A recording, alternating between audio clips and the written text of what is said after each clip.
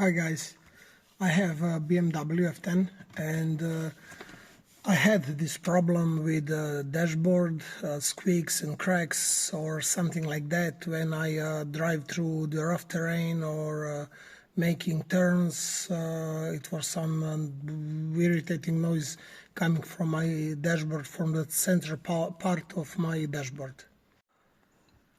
Okay, so that weird noises are coming from this part here. Yep, and I solve it. I solve it like this. Nothing, not single crack. It was three and a half hour labor. Cost me 150 euros, and we need maybe 20 seconds to change that fabric. That's it. You can't put anything else like rubber or something more durable, because you have no place for that physically. You just need to put new fabric over it. That's it.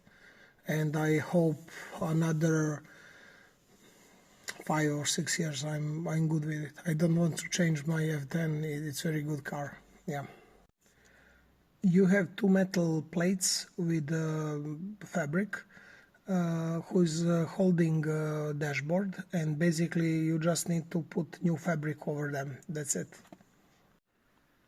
I saw on YouTube and I tried to put a rubber band here in this gap between my dashboard and windshield, so right there.